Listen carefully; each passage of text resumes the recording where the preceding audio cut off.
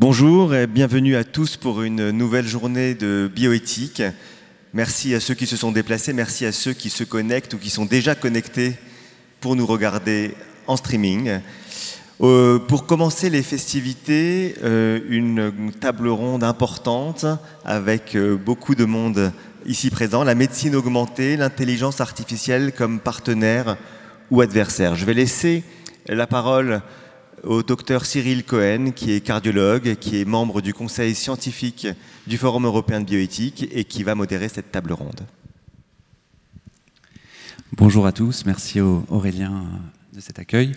Écoutez, j'ai le plaisir d'animer cette table ronde passionnante sur l'intelligence artificielle et nous, la médecine augmentée, l'IA partenaire ou adversaire. Et pour faire le lien avec les sessions précédentes, j'ai bien intégré, semble-t-il, de la part de M. Raphaël Enthoven, qu'à partir de la terminale, chacun doit être capable de poser une problématique. Et donc, si j'ai bien compris, elle consiste à chercher ce qui coince dans le titre. Donc, médecine augmentée, partenaire ou adversaire. Et d'emblée, ce qui coince, à mon sens, c'est sans doute le titre qui pose en postulat, avant même de répondre à la question, que l'IA augmenterait la médecine. Alors, bien entendu, pas un pan des activités humaines n'échappe à l'intelligence artificielle, y compris la médecine.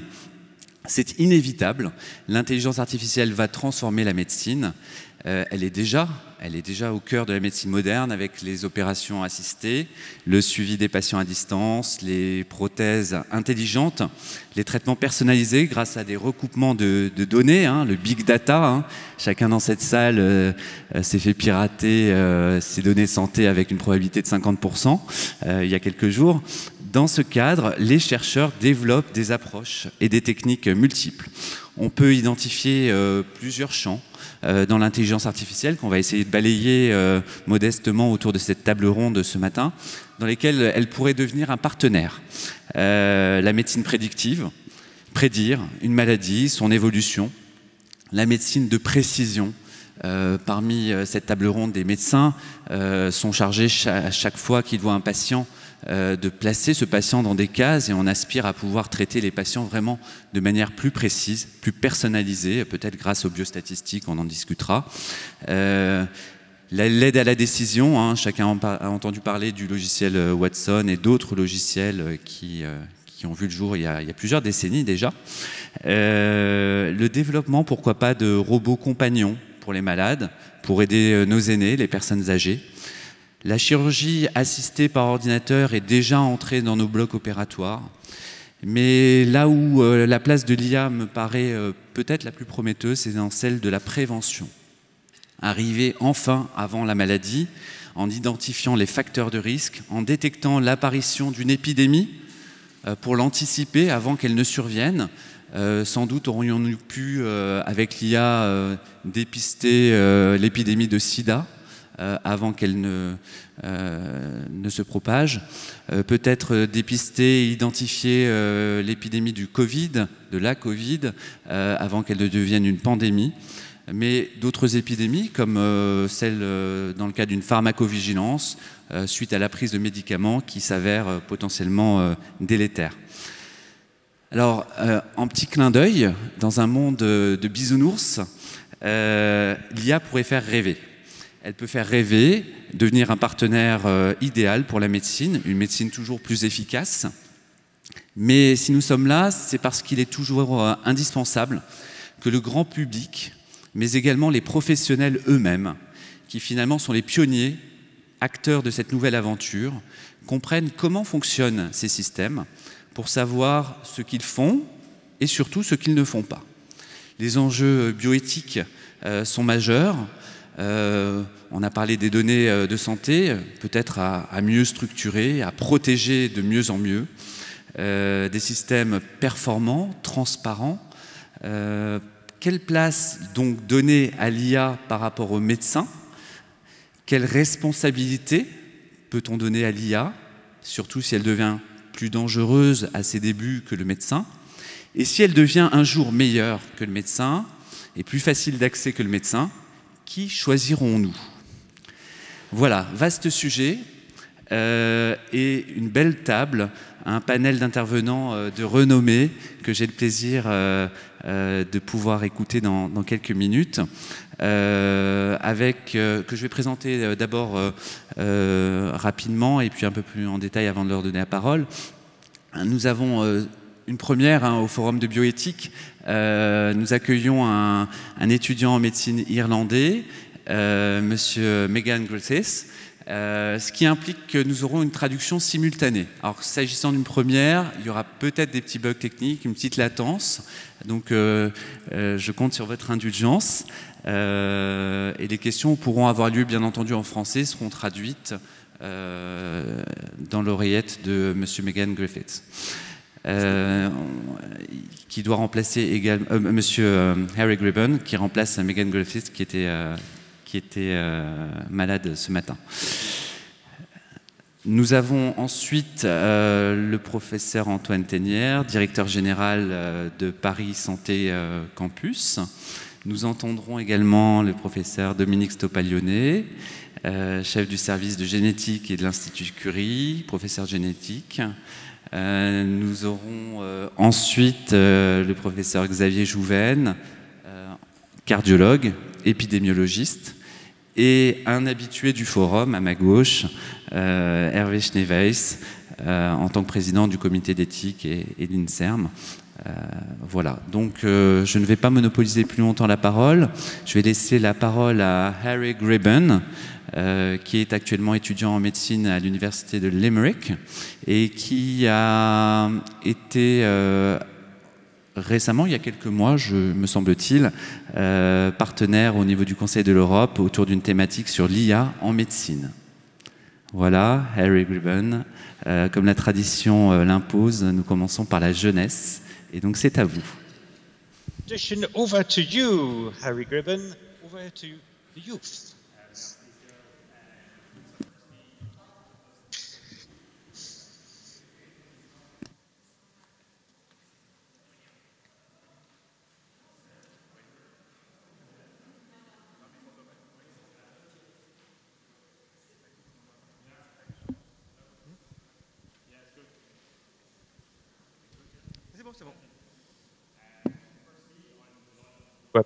D'abord, je suis ravi d'être... Oui, allez-y, oui, je vais poursuivre. Je suis ravi d'être de retour à Strasbourg. Suite à ma participation au Forum de la jeunesse, au Conseil de l'Europe, le juin dernier. Et je veux dire que c'est un privilège pour moi d'échanger autour d'un sujet aussi fascinant que l'intelligence artificielle et ses applications dans le domaine de la médecine, accompagné d'un ensemble de panélistes ce matin et de nombreux cliniciens avec qui j'ai échangé, restent optimistes. Et vous en comprenez, certains peuvent passer jusqu'à 75% de leur temps à recueillir les données médicales, mais 25% de leur temps auprès du patient à communiquer les données. Ce qui est pertinent de dire que nous avons accepté, en tout cas en Irlande, cet équilibre. L'établissement hospitalier, où j'ai passé mes 3 derniers mois, continue à recueillir les données à partir de supports papier. Et les consultations démontrent qu'effectivement, lorsque l'on vient à la mise en œuvre du changement, on est confronté à une certaine lenteur.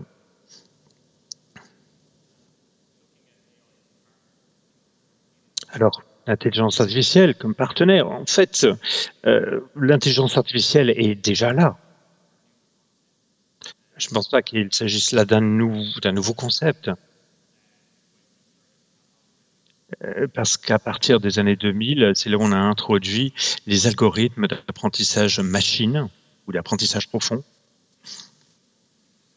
Et avec l'introduction de nouveaux logiciels, comme le module sur le langage, ChatGPT, nous avons commencé à réaliser le pouvoir de l'intelligence artificielle et cette puissance de calcul appliquée au domaine médical. Nous avons déjà constaté l'introduction de ces intelligences artificielles dans les IRM, dans les diagnostics, dans la lecture, notamment dans le domaine radiologique. Et nous avons constaté que l'intelligence artificielle peut aider et a le potentiel d'aider en analysant des quantités colossales de données et il nous évite ainsi de passer par des étapes parfois pénibles d'analyse et de passage en revue des données.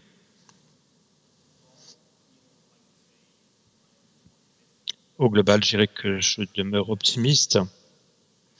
Cependant, il faut en être conscient des limites, notamment quant à l'adaptation des réponses, la responsabilité également, une question qui se pose, le surdiagnostic et la formation.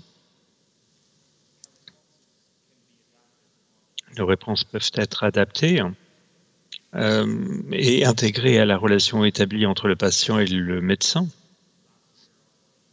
L'an dernier, dans le cadre de mon observation dans le domaine chirurgical, j'ai pu observer le contraste énorme entre l'évolution de ce paysage et de cette relation et de cette dynamique entre le patient et le médecin. Et la question, je pense, absolument critique qui se pose, c'est celle de l'établissement des responsabilités. Et on voit effectivement des statistiques, des groupes d'observation.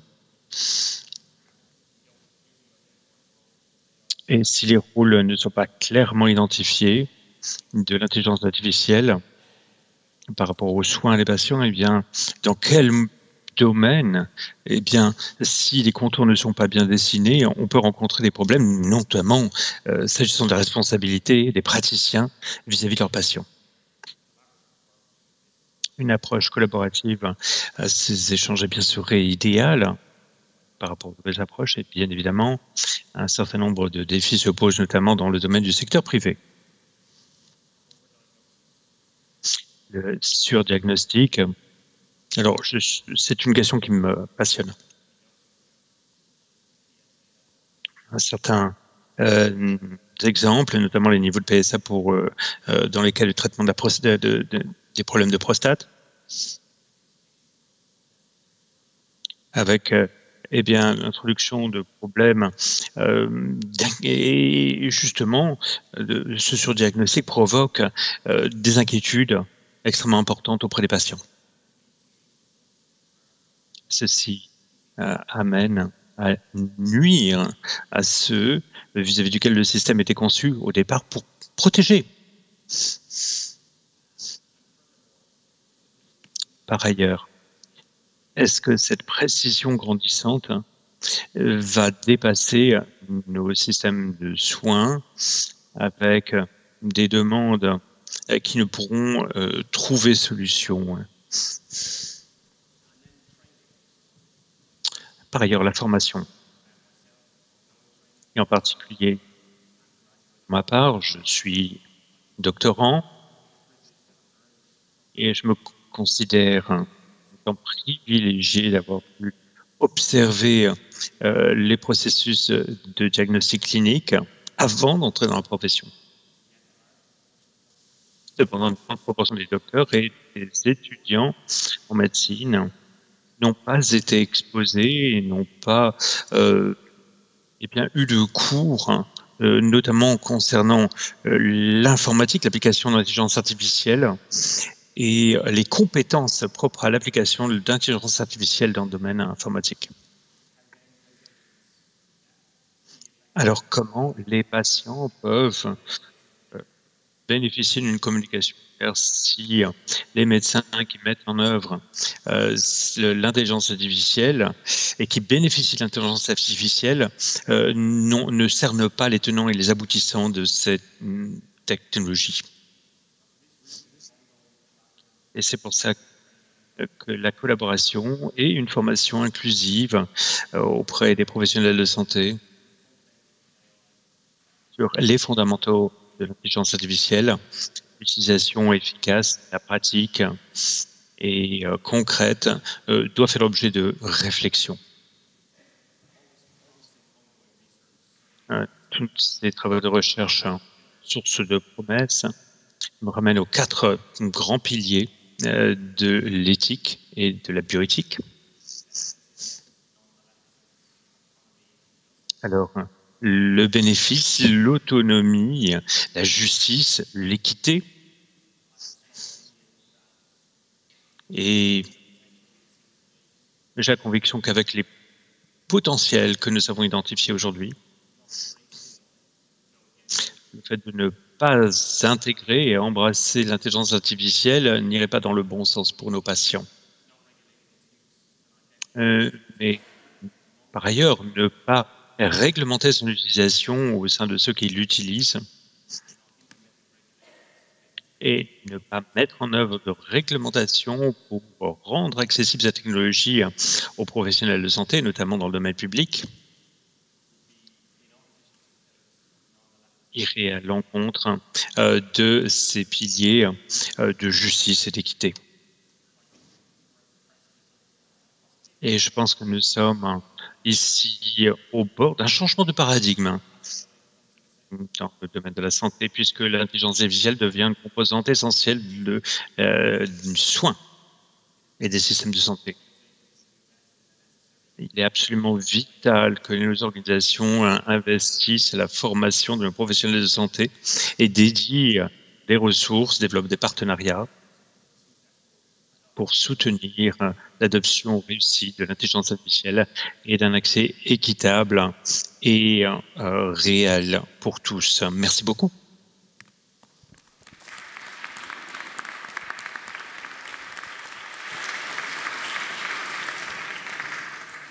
Merci Harry, merci d'avoir testé pour la première fois et fait les frais de la traduction simultanée. Bravo pour cet exercice difficile et pour les informations, les réflexions que vous avez faites.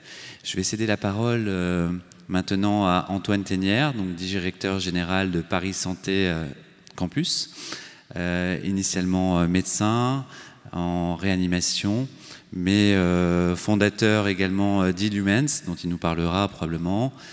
Ça ne se voit pas, mais il cumule plusieurs casquettes. Il est désormais directeur de Paris Santé Campus et il encourage la recherche de nouvelles technologies qui permettront, on l'espère, d'impacter positivement la santé. Antoine, on vous cède la parole. Merci beaucoup Cyril, bonjour à toutes et à tous, merci de cette invitation. Je suis très heureux de pouvoir partager quelques grandes idées sur ce sujet qui est passionnant et peut-être pour donner quelques éléments de réponse tout de suite à la question qui nous rassemble aujourd'hui sur cette table ronde. Moi je suis convaincu que l'IA sera ce que l'on en fait et donc c'est à nous de choisir justement les avantages et les bénéfices qu'elle peut amener qui sont énormes. On va voir ça je pense avec beaucoup d'exemples à travers nos échanges. Peut-être quelques grands éléments avant de rentrer plus spécifiquement sur l'intelligence artificielle. Vous parliez tout à l'heure des épidémies et ça me donne l'occasion de partager avec vous le moment qu'on vit d'une accélération très forte de l'innovation. Et je pense que c'est une caractéristique intrinsèque de l'intelligence artificielle. On le voit à travers l'expression d'un certain nombre de grands spécialistes, qu'ils soient européens, américains, asiatiques, qui sont surpris par la vitesse justement de l'évolution des technologies autour de l'intelligence artificielle. Finalement, quand on regarde un petit peu en arrière, on se voit que au-delà de l'intelligence artificielle, c'est vraiment le numérique et l'utilisation des données qui vient transformer profondément la façon dont on va travailler dans beaucoup de domaines et dans beaucoup de domaines de la vie quotidienne. Vous voyagez avec des billets électroniques, vous écoutez de la musique à distance, etc. Et dans la santé et dans la médecine, eh bien, logiquement, l'invasion de ces outils-là va aussi transformer justement la façon dont on travaille, ouvrir des nouvelles portes et nous permettre d'accéder à des nouveaux aspects pour mieux prendre en charge nos patients. La promesse qu'on a devant nous, c'est justement d'arriver à résoudre de façon plus rapide, plus précise, plus fiable, plus personnalisée un certain nombre de points qu'on ne pouvait aujourd'hui pas résoudre. Et on est différents médecins autour de la table. Je pense qu'on a tous des exemples dans notre pratique quotidienne, dans notre vie de professionnel de santé, de situations où on n'a pas de réponse. Soit parce qu'on ne comprend pas toujours l'origine ou les causes de certaines maladies, soit parce qu'on ne sait pas complètement les traiter, soit parce qu'il y a des enjeux d'organisation, de structuration qui font qu'on n'est pas au mieux du service rendu pour chacun de nos patients. Donc la promesse de l'intelligence artificielle, c'est d'être un outil pour servir justement à améliorer ces éléments-là. Et pas une finalité en soi, bien sûr, en tout cas, c'est pas comme ça que moi je le vois. Pour revenir sur cette question de l'accélération des cycles d'innovation, on est dans un moment où on a de plus en plus de nouveaux outils, de nouvelles approches, de nouvelles connaissances à disposition. Quand moi j'ai fait mes études de médecine, et je parle à côté d'un étudiant, il y a à peu près 50% de la connaissance qui se renouvelait tous les 5 ans. Aujourd'hui, on estime que 50% de la connaissance se renouvelle à peu près tous les 2 ans dans la santé, ce qui veut dire qu'en fait, on accumule une somme de nouvelles données, de nouvelles connaissances qu'on n'est presque plus en capacité de traiter avec notre cerveau humain et qu'on va devoir avoir des nouvelles approches pour intégrer toutes ces informations et construire ce qu'on a commencé à construire depuis des siècles, c'est-à-dire la connaissance de la physiologie, la connaissance du fonctionnement des organes, la connaissance de la génétique plus récemment, la connaissance de l'apparition et des causes des maladies, qui devient finalement une encyclopédie qui grandit et qui dépasse nos capacités d'analyse. La conséquence, c'est qu'on est mieux outillé pour répondre à un certain nombre de situations, et notamment sur la question des épidémies. Si vous prenez le temps nécessaire pour identifier la cause de l'épidémie récente de Covid et proposer une réponse thérapeutique, c'est-à-dire un vaccin, eh bien, c'est à peu près 3 semaines pour identifier, notamment grâce au progrès de la génétique, et puis un peu moins de 6 mois pour produire un premier vaccin, qui est d'ailleurs une évolution technologique très importante, et le mettre à disposition de la planète entière. Si je prends d'autres épidémies, par exemple Ebola, le temps nécessaire pour identifier la menace du virus a été de plusieurs années, et le temps nécessaire pour mettre en place un vaccin également de plusieurs années. Vous parliez également du VIH. On a mis plusieurs années pour identifier le virus qui était en cause dans cette pathologie, et on n'a aujourd'hui pas de traitement qui permette de guérir complètement cette maladie, même si on a des traitements qui permettent de la stabiliser. Donc on voit à chaque fois que le temps nécessaire pour comprendre et pour proposer des réponses à des menaces, donc là dans l'épidémie, mais c'est pareil dans le cancer ou dans d'autres maladies, se raccourcit. Et c'est une très bonne nouvelle. Et ce qu'on voit avec l'intelligence artificielle, c'est la promesse qu'on arrive à inverser cette situation-là, c'est qu'on ne soit pas en réaction par rapport à ça, mais en anticipation, et la capacité justement d'arriver à prédire des événements de façon beaucoup plus anticipée, parce qu'on a des données qui permettent de le faire. Alors, quand on parle d'intelligence artificielle, on va utiliser des très grandes bases de données avec des algorithmes, c'est-à-dire en fait des éléments d'apprentissage qui vont permettre de classifier des situations à partir de données. Et la particularité, c'est que non seulement ces algorithmes vont être capables de reproduire des opérations qu'on va leur demander de faire, mais surtout ils vont être capables d'apprendre dans des nouvelles données. Et ça, c'est une particularité qui est tout à fait fascinante, qui interroge évidemment beaucoup sur également en miroir l'intelligence naturelle et nos processus d'apprentissage, on pourra en dire un petit mot tout à l'heure, mais qui derrière nous met en capacité de travailler sur différentes sources d'éléments pour pouvoir proposer des analyses et faire finalement une partie du travail que le médecin fait aujourd'hui, c'est-à-dire faire l'enquêteur pour aller chercher des informations biologiques, des informations historiques, des informations radiologiques, etc., et construire un diagnostic. Ça, c'est une partie de ce que l'IA fait en reproduisant notre mécanistique aujourd'hui.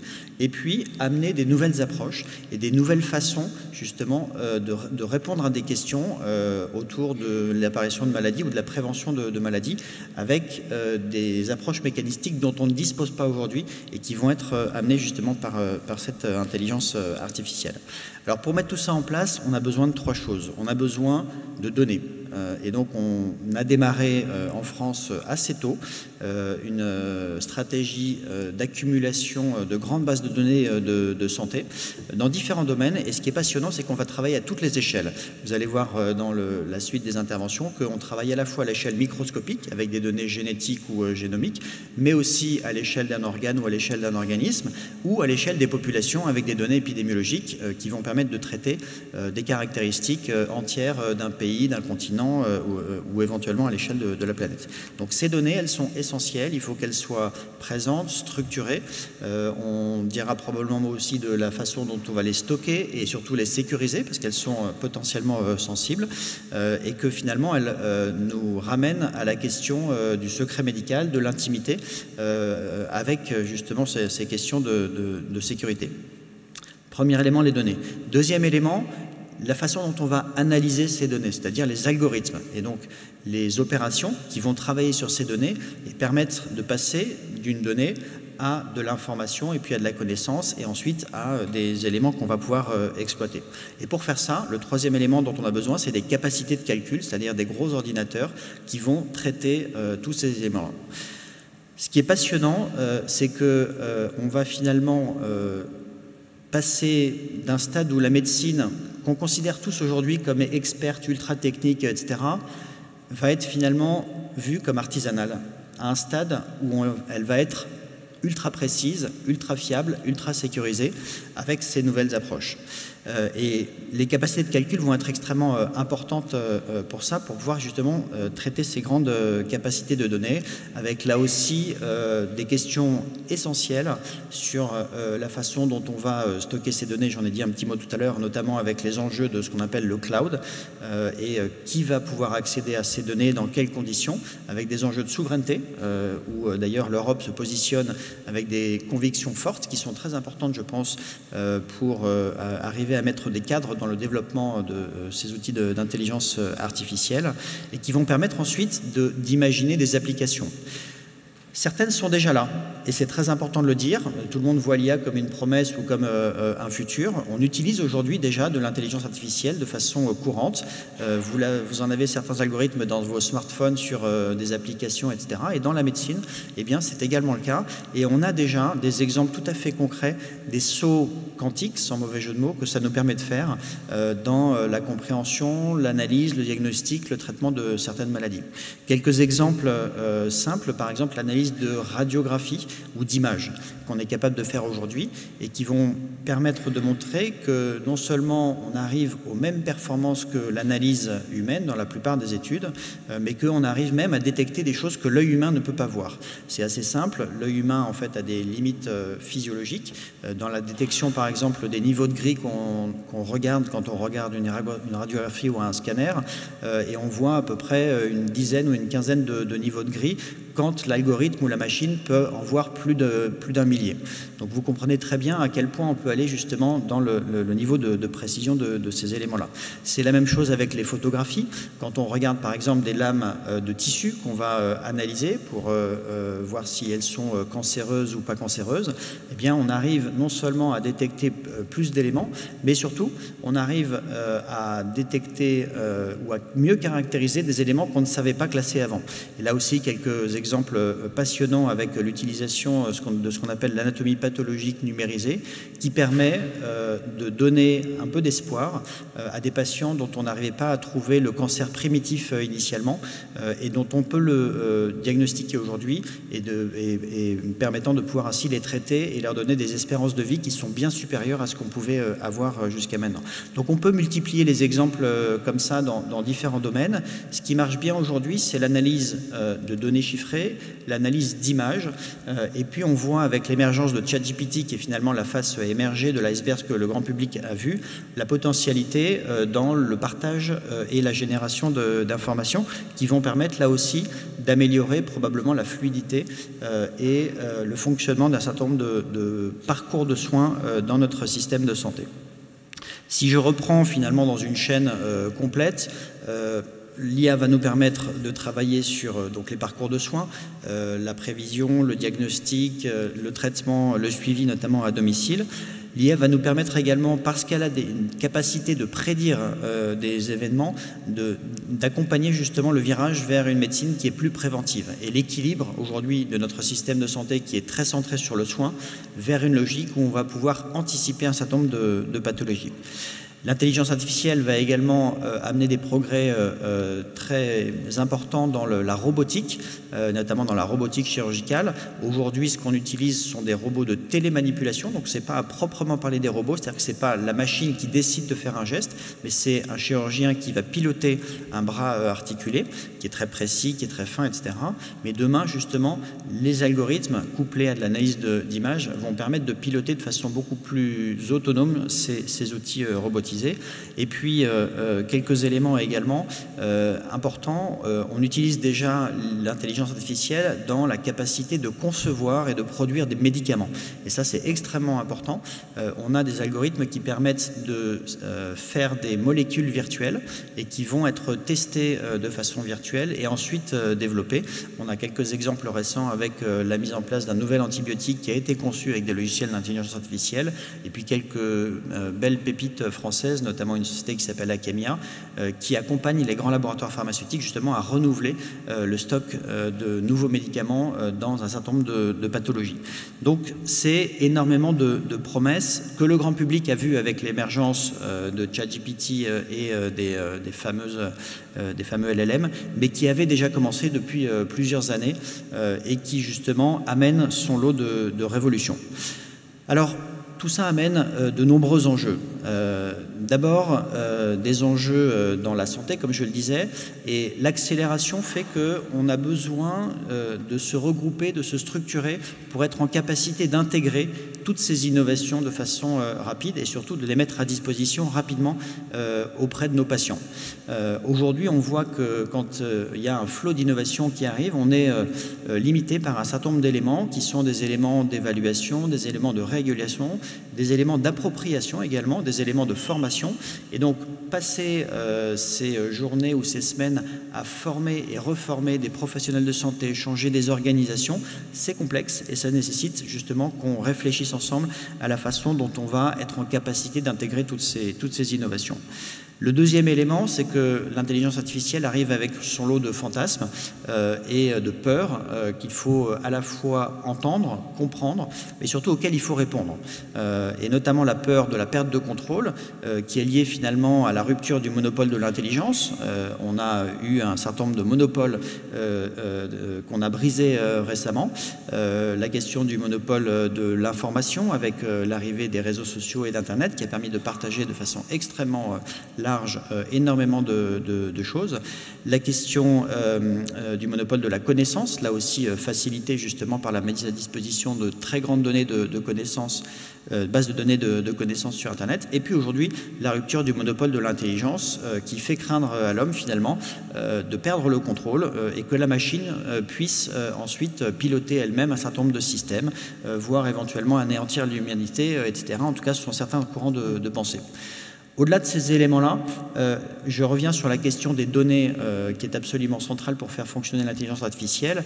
Et il faut que nous arrivions à partager beaucoup d'éléments pour expliquer ce que vont amener ces données, pourquoi est-ce que le fait de pouvoir partager ces données quand on est un patient va aider d'autres personnes, d'autres patients, va aider des professionnels de santé, va aider la recherche, et pourquoi est-ce qu'on peut le faire en confiance.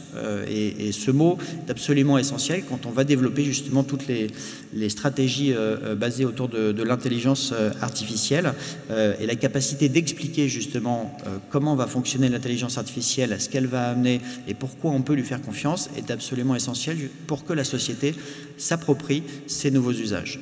Pour ça, la nécessité de donner des cadres est absolument vitale, et là-dessus je voudrais souligner l'engagement de l'Union européenne qui a été la première zone géographique à mettre en place justement un règlement sur l'intelligence artificielle que certains voient comme un élément freinateur.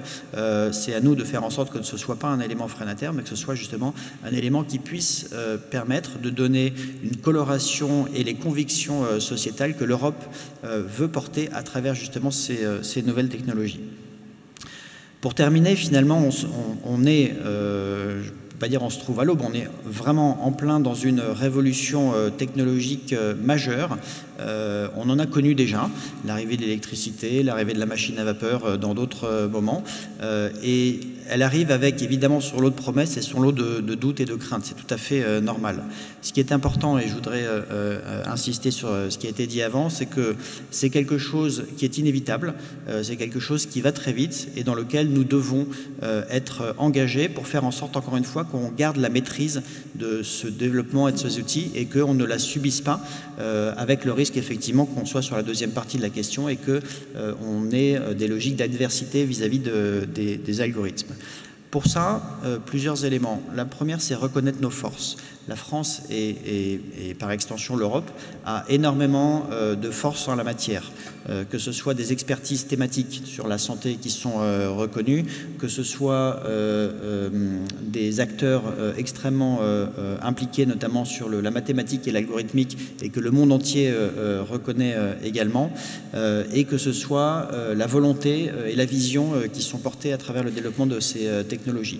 Donc c'est à nous d'assembler tous ces éléments-là, d'arriver à créer des écosystèmes qui permettent de mieux partager les expertises, et c'est la vocation notamment de Paris Santé Campus, mais d'autres sites également, et d'avoir des objectifs très clairs. Et finalement, je terminerai avec une phrase que j'aime beaucoup qui dit que la meilleure façon finalement de prédire le futur, c'est de l'inventer. Je crois qu'on est dans cette logique-là, en s'aidant peut-être un jour de l'intelligence artificielle pour nous aider à mieux prédire justement l'évolution de la médecine.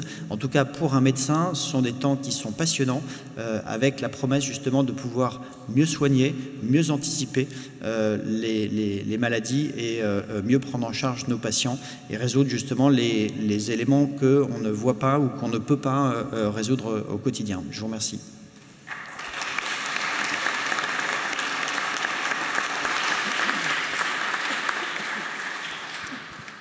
Antoine, merci. Nous allons laisser la parole à Dominique Stoppalione, chef du service de génétique de l'Institut Curie, professeur de génétique à l'Université Paris-Cité. Elle est spécialiste du diagnostic des prédispositions au cancer et en particulier au cancer du sein, de l'ovaire. Elle a une activité de génétique clinique, de recherche en laboratoire et a été co-rapporteur de 2 avis du CCNE portant sur les problématiques liées au diagnostic prénatal, préimplantatoire, au diagnostic prénatal non invasif. Dominique, nous vous écoutons. Merci beaucoup. Merci de m'avoir sollicité et donc demandé de plancher sur la question. Je crois que c'est une question qui, la place de la médecine avec l'arrivée, et des médecins et au sens général des soignants avec l'intelligence artificielle, c'est une préoccupation du plus grand nombre, je pense de tous les collègues, mais aussi des malades et puis de la société en général. Donc j'interviens, et comme vous m'avez présenté, à la fois en tant qu'utilisatrice, bien modeste aujourd'hui, mais le pressentant de l'IA dans l'activité, je dirais, de recherche et qui commence également dans le diagnostic, mais aussi en tant que médecin qui reçoit des personnes qui s'interrogent sur le risque de cancer. Et donc si l'on retient que l'intelligence artificielle correspond à la mise en œuvre finalement d'analyses déductives s'appuyant sur un grand nombre de données, plus ou moins bien ordonnées. La question que vous nous posez, l'IA va-t-elle remplacer les médecins, revient à poser la question, mais la médecine n'est-elle que fondée sur l'observation et la déduction? Je dirais oui. La médecine est, tout du moins la médecine occidentale, une analyse déductive, elle l'est depuis des siècles, mais elle n'est pas que cela. J'y reviendrai dans la deuxième partie. Et donc non, l'IA ne va pas remplacer les médecins, mais elle va apporter beaucoup à l'exercice médical, sous conditions cependant. Donc je voudrais d'abord faire un plaidoyer pour l'IA. Il va y avoir quelques recoupes avec le propos d'Antoine, mais également de notre premier intervenant. Excusez-moi, ça y est, je me trompe dans mes... Excusez-moi. Et donc, je dirais que nous vivons une époque formidable, tout du moins en médecine, avec la numérisation de tous les éléments de l'observation du malade. Et pour moi, c'est la clé, c'est la création des données qui est essentielle. Puis c'est avec les réseaux, comme ça a été dit, qui permettent le transfert des données et leur concentration, c'est la puissance des ordinateurs, et puis c'est l'IA qui est finalement son terrain de jeu, c'est précisément ces données massives obtenues car numérisées. Et la numérisation, c'est une véritable mise en données du monde. C'est l'ensemble... attendez, excusez-moi, je ne vais pas y arriver. C'est un ensemble de données du malade qui peut être numérisé. Ce sont des données cliniques, d'abord. Il y a une chose qui m'enchante, ce sont les capteurs haptiques qui permettent, à travers la numérisation de la pression, de palper un ventre à distance. Ce sont les données de l'imagerie, de l'anatomopathologie. Les cartes graphiques sont très précieuses pour ces deux spécialités et sont les premières applications en médecine. C'est la génomique. Le séquençage très haut débit permet de décrypter le génome du malade, son génome constitutionnel qu'il a hérité, qu'il peut transmettre, de ou des tumeurs dont il est atteint, et puis de ses microbiotes qui prennent de plus en plus de place. La numérisation en médecine, elle est, ce qui a été dit, multiscale, multimodale et en plus longitudinale, c'est-à-dire au cours, elle est séquentielle, on peut avoir des avancées au cours du temps. Elle permet finalement, cette numérisation, de construire un jumeau, un avatar du malade. L'IA a donc des applications multiples en médecine, dans le soin proprement dit, mais aussi dans l'organisation des soins, en santé publique et dans la recherche médicale. Ça a déjà été évoqué, juste quelques mots sur l'organisation des soins, la santé publique. L'IA peut être un outil de détection des maladies émergentes, justement grâce à l'exploitation des données de l'assurance maladie, concentrées dans le Health Data Hub. Cette exploitation permet la détection de signaux faibles, je ne vais pas plus avant. Mais c'est aussi, l'IA va permettre de construire des jumeaux numériques, non pas des malades, mais des structures hospitalières, et en fait, et des flux ville-hôpital. Et on rejoint là les premiers jumeaux numériques qui ont été construits par les industriels, avec comme objectif la fluidité, l'efficience des parcours de soins. Mais l'IA, c'est aussi la recherche médicale. C'est un exemple, et je voudrais citer, par exemple, un magnifique travail qui a été fait sur le mésothéliome, qui est une tumeur primitive de la plèvre. Eh bien, c'est la relecture histologique de mésothéliome, pour lesquels on avait également des données cliniques d'évolution de la maladie, qui a permis de découvrir un nouveau type de mésothéliome. Finalement, que le pathologiste, avec son œil limité, son microscope, ne pouvait pas voir, mais que l'IA voyait avec son espèce de macroscope. Mais la question aujourd'hui, c'est l'IA clinique, celle qui est au lit du malade. Je voudrais prendre quelques exemples. Aujourd'hui, les algorithmes sont là, ils sont devenus des aides précieuses au diagnostic, en particulier, c'est l'imagerie médicale. Aujourd'hui, quand vous allez dans un cabinet de radiographie, les affichettes, et c'est du vécu, c'est ce que j'ai vu récemment, avertissent que l'interprétation des images de mammographie s'appuie sur l'utilisation de l'IA, un avertissement de la personne, qui n'est pas forcément malade.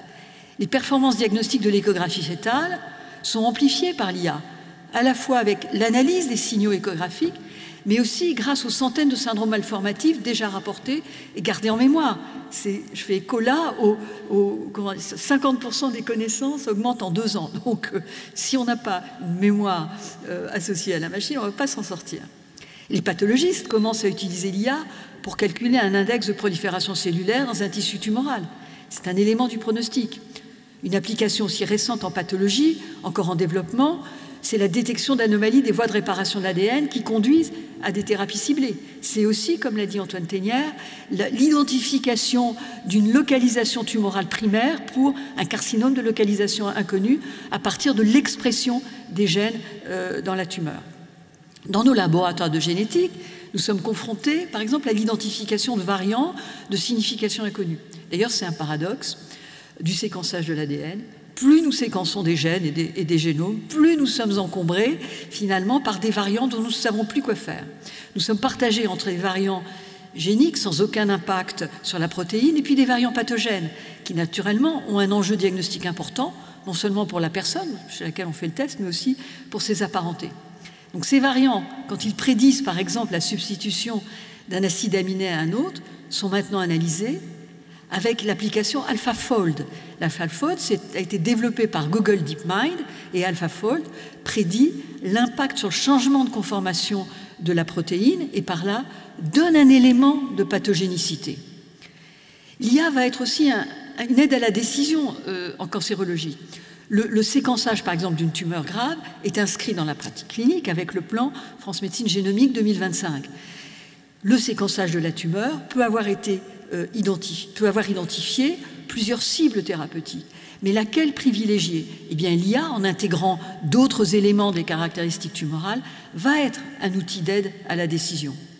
Et même l'IA générative est en train d'arriver dans nos consultations.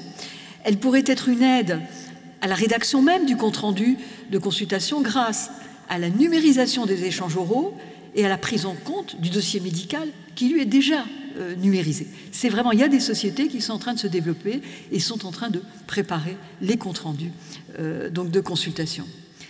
Et je dirais que finalement, sous réserve que les algorithmes soient construits sur des données de qualité, qu'il n'y ait pas de biais, c'est un biais d'analyse, c'est un gros sujet, l'IA en médecine, c'est indiscutablement, c'est déjà une amélioration de la qualité de certains examens, c'est aussi un gage de temps, un gage de reproductibilité et finalement d'homogénéité des pratiques sur l'ensemble du territoire. Et donc on pourrait dire, c'est aussi un élément d'équité de qualité des soins. C'est très important. Mais je reviens à la question, n'oublions pas que l'IA va-t-elle remplacer le médecin? Je voudrais d'abord faire un point de vocabulaire, ça a été dit déjà plusieurs fois, notamment dans les tables rondes précédentes. Le type de la table ronde est IA partenaire ou IA adversaire?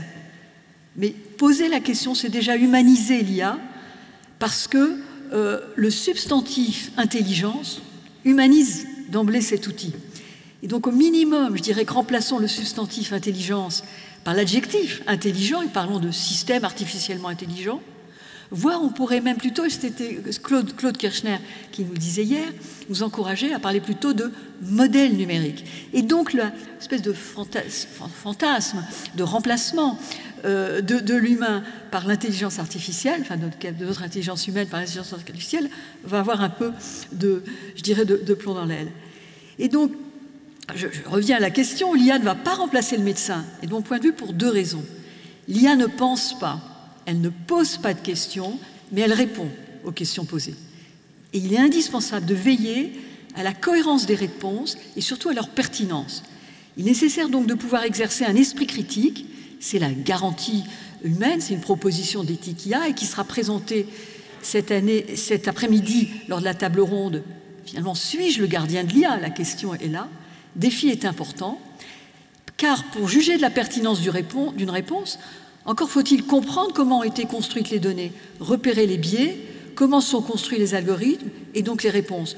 Donc ce sont des nouveaux métiers qui sont en train d'émerger, data manager, bioinformaticien, informaticien. C'est aussi une formation complémentaire des professionnels de santé qui est requise.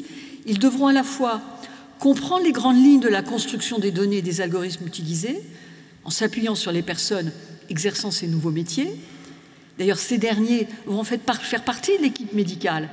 Je dirais qu'on peut prédire que ça ne va pas être simple, parce que les médecins vont protéger leur précaré. Mais je dirais que c'est un autre sujet.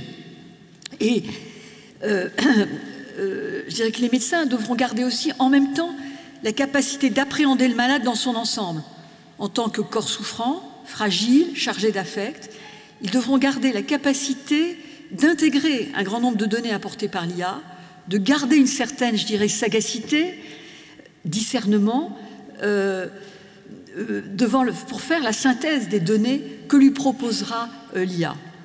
Donc, et c'est toute la problématique de la formation, les nouveaux métiers, mais la formation des médecins. C'est ce que disait notre premier et jeune intervenant qui est confronté à cette situation.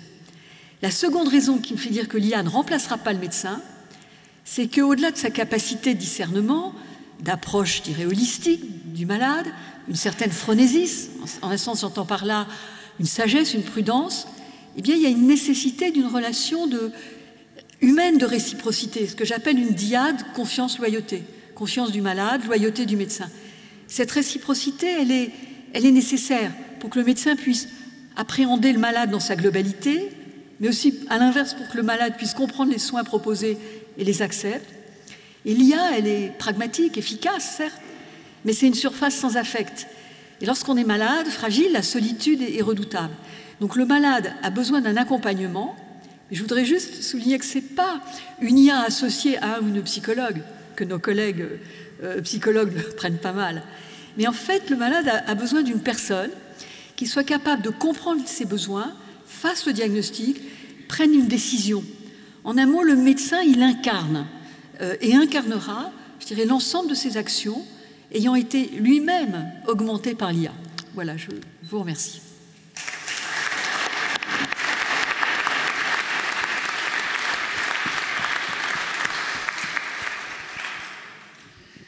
Merci Dominique de tous ces éléments qui nous donnent à réfléchir. Je vais laisser la parole à Xavier Jouven, que je suis heureux d'accueillir à Strasbourg à titre personnel. Xavier est professeur en cardiologie, épidémiologiste, à la tête de l'unité INSERM de recherche sur la mort subite. Et quelle gageure que l'entreprise de sa vie de chercheur, de médecin, d'humaniste, pour identifier les déterminants de la mort subite, qui fait environ 40 000 morts par an en France, initialement grâce à la puissance des biostatistiques qu'il a su s'approprier. Et finalement, pourrons-nous un jour prévenir, identifier ces patients, éviter la mort subite? Est-ce que l'intelligence artificielle pourra contribuer à lutter contre ce crime de la nature avant même qu'il ne soit commis, comme dans certains films de science-fiction? Xavier, nous t'écoutons. Merci beaucoup pour cette invitation. C'est vrai que je suis très touché d'être là parce qu'en plus on a été dans la même université et donc Cyril est un de mes étudiants brillants. Donc c'est vrai qu'il y a une raison personnelle. Alors déjà je vais mettre tout le monde à l'aise. Sur l'intelligence artificielle, effectivement, je suis à la fois cardiologue, mais j'étais statisticien épidémiologiste avant d'être cardiologue. J'ai commencé les statistiques il y a plus de 40 ans. Et donc, je peux vous assurer que les questions qu'on se pose sur l'IA aujourd'hui, on se les posait les mêmes il y a à peu près 40 ans, parce qu'à l'époque, la médecine, c'était les grands médecins, c'était les grands professeurs qui dirigeaient ça, et les étudiants les écoutaient en disant « Mais comment vous avez fait ce diagnostic ?» Et le médecin disait « C'est comme ça. » Alors les étudiants étaient stupéfaits. Vraiment, qu'est-ce que c'est fort. Et cette fois-ci, c'est quoi? C'est ça. Oh là là, il est encore très très fort. Vraiment, c'est extraordinaire. Et puis les statistiques sont arrivées. Et là, il y avait des gens qui me disaient, peut-être on pourrait tester, on pourrait faire un groupe traité, puis un groupe contrôle. Et peut-être le grand professeur, il a tout à fait raison. Mais peut-être que si on faisait un test statistique, comment ça, des statistiques? Mais vous faites plus confiance aux médecins. Les chiffres vont-ils remplacer l'interprétation du médecin? Moi, je suis un grand spécialiste, je fais des grandes conférences, mais maintenant, les étudiants vont pouvoir voir qu'en fait, j'ai jamais rien publié sur ce sujet-là au niveau international. Mais non, mais c'est pas possible, voyons, non. On doit garder le pouvoir médical. Donc déjà, en fait, ces questions-là, on se les est exactement posées. Et d'ailleurs, l'hydroxychloroquine vous montre qu'il y a encore des gens qui pensent qu'on peut ne pas avoir de groupe contrôle et d'affirmer. Donc vous voyez, c'est quelque chose qui reste d'actualité. Et finalement, les statistiques se sont installées à la grande souffrance des gens qui avaient énormément d'ego parmi les médecins, mais finalement, ça a quand même énormément permis de faire avancer les choses. Donc vous voyez, si on prend une épaisseur quand même importante sur le temps, finalement, on s'est déjà posé il y a 40 ans à peu près les mêmes questions. C'est vrai que l'intelligence artificielle est encore plus puissante aujourd'hui. Alors, dans mon équipe de recherche, C'est l'épidémiologie intégrative, c'est-à-dire qu'on a des médecins de plein de spécialités différentes, des cardiologues, des néphrologues, des réanimateurs, des généticiens, des psychologues, des santé publiques, et tous travaillent autour des statistiques. Tout le monde doit avoir une thèse de statistiques, et le langage commun, c'est les statistiques, et il y a le plus d'ingénieurs dans notre équipe que de médecins. Et je vous donnerai des exemples si ça vous intéresse, mais plusieurs fois, les médecins ont corrigé les statisticiens. C'est-à-dire que l'IA nous donnait des réponses, on a dit mais non, c'est faux. Ah, c'est pas faux, les mathématiques ne se trompent pas. Mais si, en fait, il y a des erreurs aussi. Donc c'est très important. Chaque jour, il y a beaucoup d'interactions qui permettent comme ça d'améliorer aussi les mathématiques. Alors, effectivement, depuis très longtemps, j'ai essayé maintenant je vais vous donner un exemple précis de l'utilisation de l'IA sur l'intelligence artificielle. Avec les statistiques classiques, on a essayé de voir si des marqueurs pouvaient permettre d'identifier des gens à risque de mort subite. Vous connaissez tous la mort subite qui survient à la télévision, chez les sportifs de haut niveau, c'est terrible, c'est des gens qui meurent, ils n'ont même pas eu le temps d'être malades, ils n'avaient pas de symptômes. Ils se plaignaient de rien. C'est terriblement injuste. Ils sont relativement jeunes. Et il n'y a même pas eu le temps de faire un deuil psychologique pour l'entourage, puisqu'en fait, le matin, ils étaient vivants et le soir, ils sont morts. C'est terrible pour les familles, c'est très destructeur. Donc, on a beaucoup amélioré avec le massage cardiaque, on a beaucoup amélioré avec l'installation de défibrillateurs, mais en fait, on a des taux de survie qui restent à peu près à 8%. L'idéal, c'est d'essayer d'identifier les gens à risque avant qu'ils fassent leur mort subite. Et ça, avec beaucoup d'équipes dans le monde, et notre équipe y a beaucoup participé, on a eu des gros espoirs avec les statistiques classiques, et on a construit des modèles de prédiction, mais ces modèles de prédiction, ils marchaient bien en population, mais en fait, au niveau individuel, ça marchait pas bien. Donc on a été quand même assez déçus, on n'y arrivait pas. Et donc, comme on n'y arrivait pas, les autres équipes mondiales non plus, en fait, il y a plus de 10 ans, dans l'unité, on s'est dit, peut-être qu'en fait, on ne se pose pas la bonne question, peut-être que finalement, l'explication de la mort subite par les cardiologues, parce que la mort subite, c'est quoi? C'est un cœur qui accélère brutalement, et donc, oui, à la fin, c'est une fibrillation ventriculaire, il faut faire un choc électrique ou un tracé plat, c'est un événement cardiovasculaire, certes. Mais est-ce que c'est que les cardiologues qui auraient une explication sur cet événement cardiovasculaire? Peut-être qu'on a fait fausse route. Peut-être qu'il faut se dire qu'en fait, on ne sait rien. Et peut-être qu'il faut accepter de ne plus faire d'hypothèses. Et on a dit, à ce moment-là, ce qu'on va faire, c'est qu'on va s'effacer en tant que cardiologue et on va prendre les données. Alors, c'est les données de la Caisse nationale d'assurance maladie, le SNDS. On travaille très, très étroitement avec leurs équipes. Et on va ne plus faire d'hypothèses. On va dire, c'est plus les éléments cardiovasculaires, le cholestérol, le tabac, les antécédents, qui vont expliquer un événement cardiovasculaire, mais en fait, ça peut être tout. On ne fait plus du tout d'hypothèses. Et là, on a pris les données donc, de l'assurance maladie. Alors, il y a 10 000 variables de l'assurance maladie. Tous les médicaments, tous les diagnostics et tous les examens qui sont faits, c'est 10 000 variables. Et il faut beaucoup de temps parce qu'il y a la CNIL, c'est normal, la sécurité des données. Donc en 2013, on a demandé au SNDS de nous confier des données. Alors pourquoi est-ce qu'on faisait ça? C'est qu'on avait déjà eu des très bons résultats dans mon équipe, il y a quelqu'un qui était très fort sur le rein, et en fait on avait utilisé l'intelligence artificielle sur des données structurées, le rejet d'organes. Alors quelqu'un qui a une transplantation de rein, en fait, il reste toujours dans le même centre, donc il n'y a pas de perdu de vue. C'est toujours les mêmes examens, et c'est répété, c'est standardisé, répété. On se rapproche du jeu d'échecs ou du jeu de Go, où l'intelligence artificielle excelle, parce que toutes les cases sont remplies, on dit que les données sont ordonnées. Elles sont rangées, elles sont ordonnées. Et on a eu de très très beaux résultats, on a même monté une équipe, à l'intérieur de notre équipe, dédiée justement pour l'utilisation de l'intelligence artificielle pour le rejet d'organes de rein. Mais je voulais aller plus loin et je voulais attaquer quelque chose qui est très difficile, qui est l'utilisation de l'intelligence artificielle sur les données non ordonnées. On parle beaucoup d'intelligence artificielle. En fait, le défi, c'est pas tellement l'IA, c'est surtout comment est-ce qu'on va être capable d'utiliser cet outil sur des données non ordonnées. Et là, c'est beaucoup plus difficile. Quand on a reçu les données de l'assurance maladie, 7700 fichiers. Alors on avait 50 000 arrêts cardiaques, 300 000 contrôles, 10 000 variables potentiels par jour pendant 15 ans avant la survenue de la mort subite. Donc vous voyez, c'était des données énormes. On a donc 350 000 individus, on a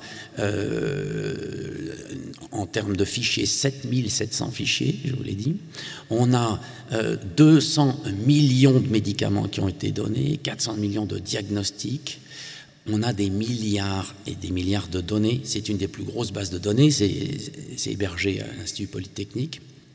Et après, dessus, on a commencé à travailler. Et il nous a fallu beaucoup de modestie, de temps, pour agencer les fichiers, les fusionner, les nettoyer.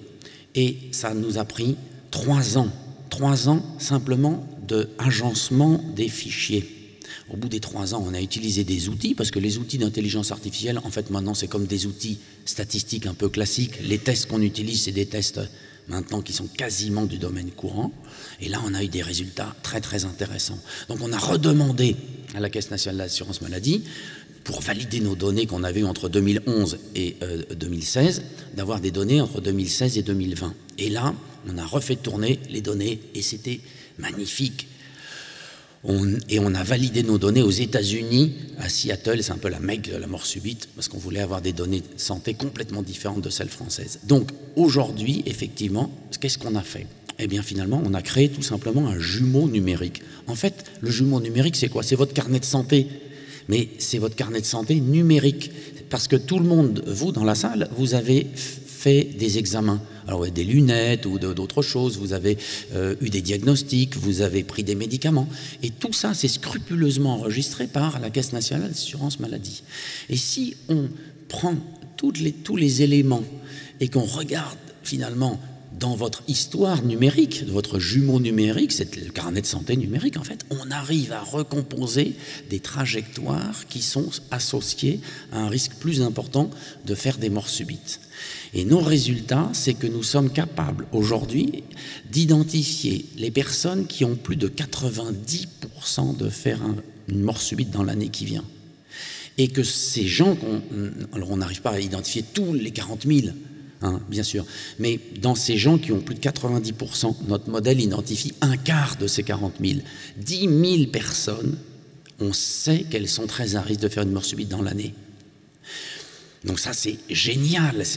C'était vraiment c'est quelque chose d'extraordinaire d'arriver à ça. Et on dit, oui, mais très bien, c'est bien gentil, mais l'intelligence artificielle, c'est une boîte noire.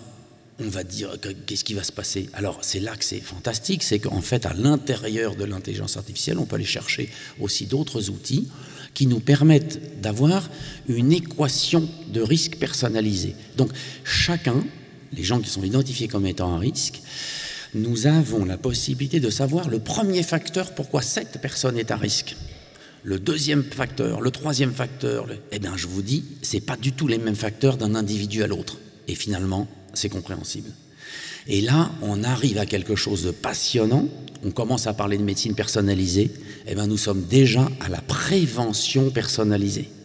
C'est-à-dire, évidemment, on a envie, la causalité n'a pas encore été abordé, mais nous avons en tant que médecin envie d'enlever le facteur le premier, et puis le deuxième, et puis le troisième, en se disant ça va diminuer le risque.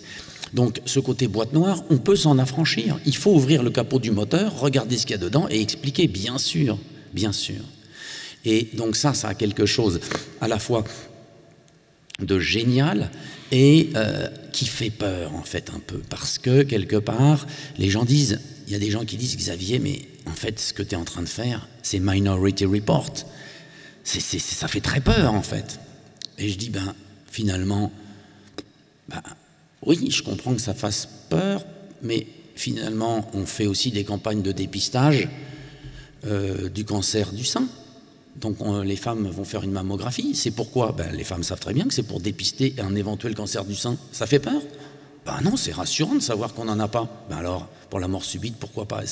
Et puis pour le cancer du côlon, pourquoi est-ce qu'on fait des dépistages du cancer du côlon? C'est des campagnes de dépistage. Oui, le but est de dépister un cancer débutant pour justement le traiter avant qu'il se développe. Donc pourquoi pas faire la même chose pour la mort subite? Alors évidemment, comment est-ce qu'on l'annonce? On ne va pas envoyer une lettre en disant « Ah, vous allez mourir subitement ». Donc, il va falloir aborder la question de comment est-ce qu'on prévient et comment est-ce qu'on emploie. Mais on pourrait très bien, et on est en train de voir ça avec l'assurance maladie, faire tourner les algorithmes de risque à l'intérieur. On serait le premier pays, la France serait le premier pays à se doter d'un outil de campagne de dépistage numérique. On pourrait faire des campagnes de dépistage numérique et dire aux gens qui sont très à risque de mort subite, peut-être on vous conseille, dans le cadre du dépistage du risque cardiovasculaire, d'aller voir un médecin, et à ce moment-là, on aurait, la personne peut dire oui ou non, elle peut aller voir son médecin oui ou non, elle peut lui donner l'exécution oui ou non, elle est complètement libre. Mais est-ce qu'on a le droit de ne rien faire? Là, ça devient gênant.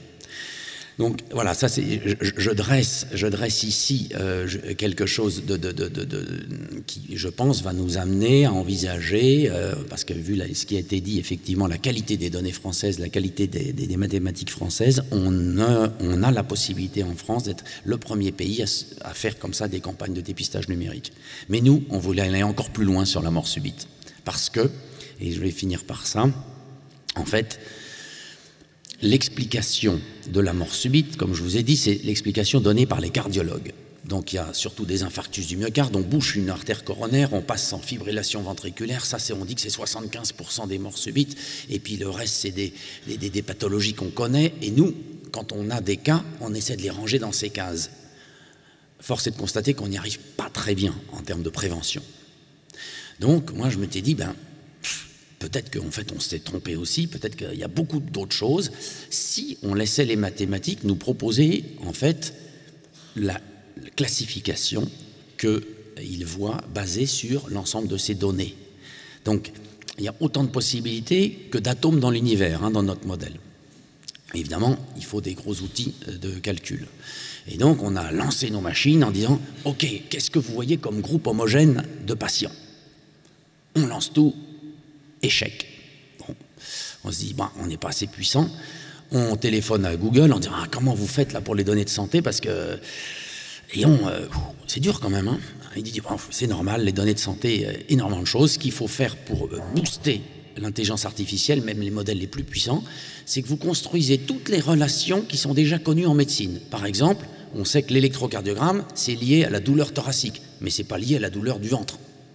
Donc on construit toute une énorme matrice de corrélation, on remet ça dans la machine, on appuie sur le bouton, échec de nouveau. Zut. Alors qu'est-ce qu'on avait manqué? On dit peut-être qu'effectivement prendre de l'insuline une fois, c'est pas la même chose que prendre de l'insuline 100 fois. Le côté cumulatif. Alors on reprend le côté cumulatif, on refait la matrice de corrélation, on réappuie sur le bouton, échec encore. Alors là je dis peut-être qu'en fait on n'y arrive pas quoi.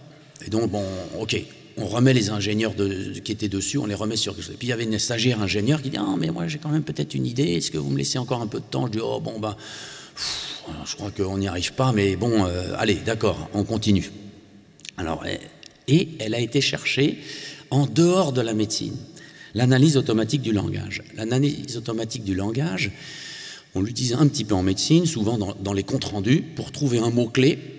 Et la machine va trouver le mot-clé qu'on veut pour identifier le compte-rendu d'hospitalisation ou le patient qui a cette maladie donnée ou ce médicament donné. Mais là, c'était beaucoup plus complexe. C'est quand vous prenez une phrase, l'ordre des mots dans la phrase est très important. Si vous changez l'ordre, vous pouvez changer la signification de la phrase. Et donc, elle a été chercher des logiciels qui prennent en compte l'ordre des mots dans la phrase. C'est-à-dire que dans tout ce que je vous ai dit là de votre histoire de santé, eh bien, le côté temporel, la chronologie précise de succession entre un examen, un médicament, un autre médicament, un diagnostic, etc., était importante. Et en prenant en compte l'ordre, on a construit des trajectoires individualisées, et certaines de ces trajectoires se ressemblaient, et certaines de ces trajectoires, et c'est là, à ce moment-là, on a réappuyé sur le bouton, et merveille, on a eu quelque chose que je rêvais même pas d'avoir quand j'ai commencé à travailler sur la mort subite il y a 30-40 ans, qui est la photographie globale. Je ne peux pas vous la montrer, mais moi je jubilais quand je l'ai vue. Ça sera publié très récemment, dans très peu de temps. La photographie globale de toutes les caractéristiques et des groupes homogènes qui ont été identifiés par l'intelligence artificielle, et donc je peux vous le décrire quand même. On retrouve les gros groupes qu'on connaissait. Alors le groupe des gens qui ont des pathologies cardiovasculaires, le groupe de gens âgés, un groupe de gens plus jeunes qui n'ont pas beaucoup de facteurs de risque cardiovasculaire connus, c'est parmi ceux-là qu'on trouve les morts subites du sportif, etc., bien sûr, mais qui représentent quand même 22%. Mais surtout, on a trouvé des groupes qu'on ne pensait pas trouver. Des groupes de patients qui ont des problèmes neuropsychiatriques, avec des médicaments neuropsychiatriques. On savait un tout petit peu, mais on ne savait pas que ça représentait ça. Des groupes de patients qui ont des problèmes de pneumologie. On ne savait pas non plus. Des groupes de patients qui ont des cancers. Alors quand quelqu'un a un cancer et qui finit par mourir, on dit « il est mort du cancer ». Mais en fait, là maintenant, le cancer, ça devient presque une maladie chronique. Donc il y a des gens qui font un cancer et qui meurent subitement. C'est très important de le savoir, parce qu'on peut éviter justement ça. Bref, vous voyez, on est en train de redécouvrir complètement un domaine entier, et ça va peut-être nous permettre justement de redescendre un peu sur le fondamental, d'avoir de nouvelles explications, de faire travailler des médecins spécialistes ensemble. Bref, c'est une magnifique aventure. Et donc, pour conclure sur justement est-ce que l'intelligence artificielle va remplacer les médecins, c'est pas de moi hein, cette phrase, mais je la cite. Voilà. C'est la phrase qu'on dit, c'est l'intelligence artificielle ne va pas remplacer les médecins, mais les médecins qui utiliseront l'intelligence artificielle seront beaucoup plus efficaces que les médecins qui ne l'utiliseront pas.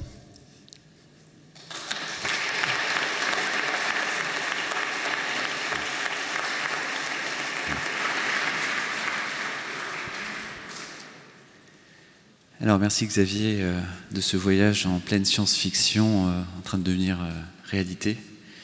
Et donc je crois que la transition est excellente parce que nous avons besoin de nous en remettre à la bioéthique.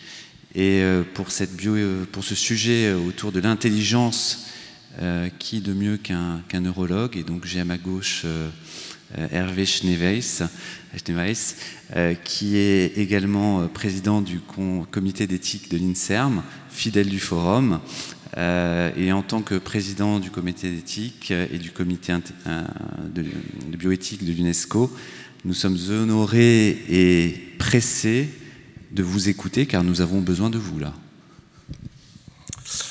Merci beaucoup. Je ne suis plus président du comité international de bioéthique de l'UNESCO. Mon mandat est fini. Enfin, tous les mandats se finissent un jour. Et voilà. Mais je continue à être très présent à l'UNESCO. Merci de m'avoir invité. Merci d'être là. Merci de m'avoir donné l'occasion d'écouter avec non seulement intérêt, mais même avec une passion vibrante ce que les collègues ont présenté. Et effectivement, comme médecin, je ne peux être moi aussi qu'enthousiaste par rapport à ce que nous ouvre comme perspective l'IA. Et Antoine a dit à plusieurs reprises promesse, on va y revenir. Alors, on a entendu Harry parler des 4 piliers de l'éthique principielle de Childress et Beauchamp, c'est-à-dire, je vous les rappelle, c'est les piliers de l'éthique médicale qui ont été un peu codifiés il y a déjà maintenant une quarantaine d'années, que sont l'autonomie du patient, la bienfaisance et la non-malfaisance. Non seulement il faut que ce soit positif, mais pas négatif. Et puis, il faut la justice, et la justice, ça peut s'entendre à l'échelle individuelle, accessibilité, en particulier au traitement. On l'a vu avec la limitation des vaccins Covid, où ça peut être la justice pour la société, le coût que représentent les différents médicaments. On a évoqué les avancées en cancérologie. Je m'occupe moi-même de tumeurs cérébrales. On a des médicaments qui coûtent des fortunes. À ces 4 piliers, moi je voudrais, pour changer un peu, reposer les questions qui remettre en perspective ce qui a été dit par les collègues autour de 4 questions. Première question, est-ce que c'est possible? Deuxième question, est-ce que c'est pertinent? Est-ce que c'est utile? Troisième question, est-ce que c'est fiable? C'est-à-dire, est-ce que c'est responsable de le faire? Et puis, dernière question, Aurélien a commencé comme ça, est-ce que c'est désirable? Alors, vous avez entendu un plaidoyer vibrant pour les différentes avancées, et ça nous amène à nous poser la question déjà résolue.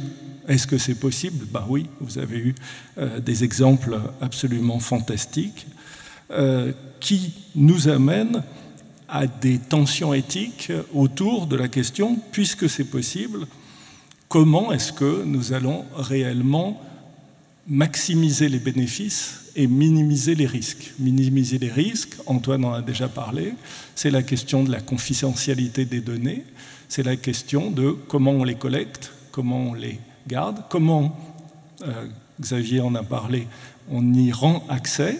Alors est-ce que c'est le SNDS qui marchait très très bien? Est-ce qu'il faut créer le Health Data Hub? C'est des questions que vous pouvez trouver dans une note du comité d'éthique de l'INSERM. C'est accessible ou sur le site du comité d'éthique ou sur les archives ouvertes HAL en français et mon cher Harry en anglais, sur la question de la collecte, des questions éthiques posées par la collecte de données massives. Et donc, bien sûr, en Europe, nous avons le RGPD, mais sans entrer dans les détails ici, il y a quand même quelques trous dans la raquette, même si le RGPD considère les données de santé comme des données sensibles et donc qui nécessitent une particulière protection. La question qui se pose aussi sur cette possibilité aujourd'hui, c'est l'autonomie et le consentement du patient. Dans de nombreux hôpitaux, par exemple l'Assistance publique Hôpitaux de Paris, auquel plusieurs d'entre nous appartiennent, quand vous arrivez, on vous fait remplir votre questionnaire et on vous met en petit en bas que vos données vont être collectées dans l'entrepôt de données de la paix. C'est utile, Xavier vient d'en faire la démonstration et Dominique également, mais on peut se poser la question du degré d'autonomie et du degré de consentement. Et du degré de consentement à quoi? Qu'est-ce que devient le consentement éclairé et l'autonomie réelle des personnes? Pas tellement au moment, enfin surtout dans le moment de vulnérabilité que constitue une entrée dans le système de santé. Et comment est-ce qu'on informe les gens de l'utilisation et éventuellement de la réutilisation, y compris pour le meilleur, de leurs données de santé. Et puis, évidemment, comment on lutte contre les biais. Qui dit données de santé, qui dit accumulation des données de santé, dit aussi qu'on s'intéresse à une population majoritaire, même si maintenant il va y avoir des algorithmes pour essayer de détecter les variants rares, mais est-ce que cette population majoritaire n'entraîne pas, par rapport aux algorithmes d'apprentissage, un certain nombre de biais? Et comment est-ce qu'on est capable de détecter ces biais? On va y revenir tout à l'heure. Tout le monde a appelé le médecin à une attitude critique, mais comment, avec 50% des connaissances à renouveler tous les 2 ans, le médecin va être capable de garder cette attitude critique? Et puisque Cyril a déjà dit que j'étais neurologue, on peut aussi mettre en balance d'un côté la puissance de l'IA, la puissance du renouvellement des connaissances, et de l'autre côté le cerveau du médecin. C'est-à-dire comment on va lutter contre les biais cognitifs, le biais de confiance, le biais de confirmation. Ces biais qui vont amener à dire, bon, si l'IA le dit, si la technique le dit, si la statistique le dit, c'est qu'elle a raison. Ça nous amène à la deuxième question, quelle est la pertinence? Alors, on a déjà vu les nombreux champs dans lesquels ça s'appliquait, et je pense que si l'oncologie a probablement été le champ numéro 1 avec les données issues de la génomique, tous les champs y arrivent, et Xavier vient de l'illustrer avec, alors c'est plus de la cardiologie, c'est la mort subite en tant que telle. Voilà. Alors, premièrement, évidemment, la question de l'équité et de l'accès. Qui aura accès à ces traitements? Nous, on est des privilégiés parisiens avec un système de soins extrêmement bien mis en place. Comment est-ce qu'on rend accessible et comment on alloue les ressources qu'il faut pour le rendre accessible? Comment on prévient un certain nombre de mésusages et en particulier l'utilisation à des fins militaires ou à des fins de bioterrorisme d'un certain nombre de ces données. Le troisième point que j'ai évoqué, c'est la responsabilité. Alors la responsabilité, elle implique ce qui a déjà été évoqué aussi, la fiabilité, la transparence des algorithmes. Qu'est-ce qui se passe en cas d'erreur ou en cas de préjudice? Qui est responsable? Est-ce que c'est les concepteurs de l'IA?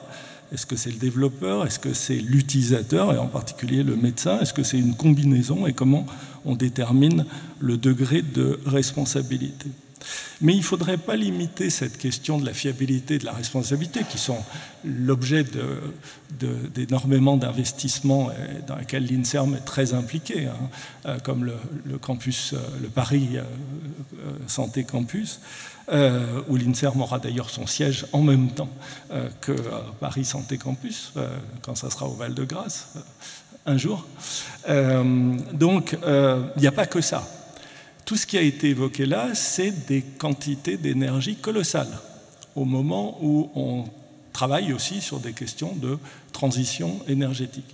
Il est estimé aujourd'hui que le coût énergétique de l'IA, des algorithmes, c'est environ 2% du coût énergétique mondial, et ça va passer d'ici 2030, c'est-à-dire demain, à 4%. Ça vous dit rien, 4%, 2%, ça c'est les biais cognitifs, hein, on est très mauvais en statistiques. Mais si je vous dis la consommation annuelle de l'Allemagne, la consommation annuelle d'énergie, d'électricité de l'Allemagne, voilà, c'est ça l'intelligence artificielle, alors pas que pour la santé, mais c'est des éléments qui sont à prendre en considération justement pour faire de l'ethics by design, c'est-à-dire pour anticiper ces questions et arriver à les mettre. Et puis, dernier point, est-ce que c'est désirable? Et donc, à plusieurs reprises, on a déjà parlé de la relation entre le patient et le médecin et la dépendance croissante qu'on va avoir avec ces différents algorithmes et ces différents pilotes d'intelligence artificielle.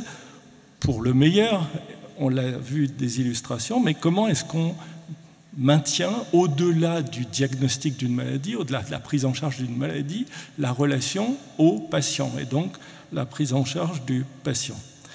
Ça, c'est une question qui est déjà posée parce qu'il y a plusieurs études qui ont été faites qui montrent que finalement, il se pourrait bien que l'intelligence artificielle soit meilleure que le médecin dans la relation patient. Il y a une étude dans JAMA Network qui est sortie il y a quelque temps où 200 questions médicales, on a fait comme s'il y avait des patients qui posaient des questions, qui se présentaient avec un dossier, 200 cas de figure, soit à des médecins, soit à une IA. Et d'autres médecins ont évalué la pertinence de la réponse et le degré d'empathie de cette réponse avec le souci du patient. Et ils ont mis des notes à l'aveugle, ils ne savaient pas si c'était un médecin ou une IA qui avait répondu.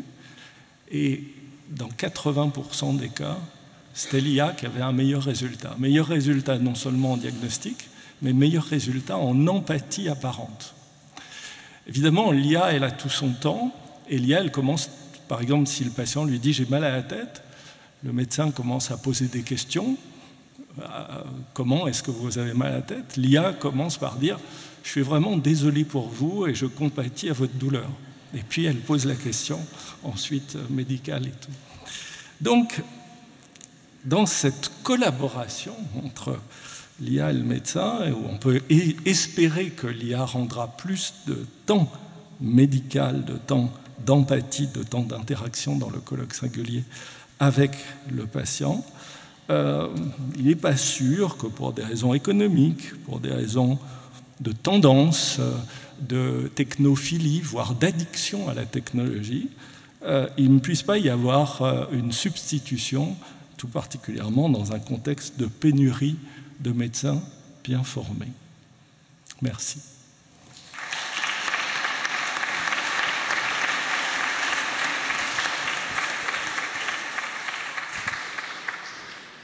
Merci Hervé. Alors, c'est l'ADN du forum.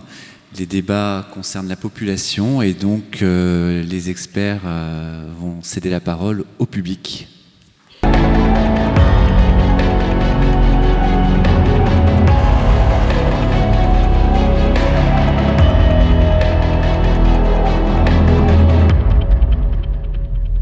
Bonjour. Selon vous, et sans langue de bois, quels sont les métiers d'avenir et du passé pour la médecine? Et comment s'orienter pour un étudiant ou pour un médecin en place?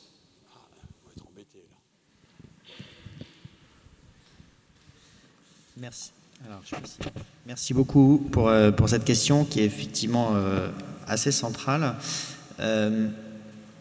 Je vais la regarder sous deux angles.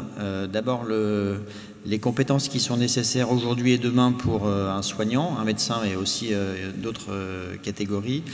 Et très certainement, en tout cas c'est ce qu'on est en train de travailler, d'arriver à bien comprendre, bien connaître et voire éventuellement être en maîtrise et en conception de ces outils-là.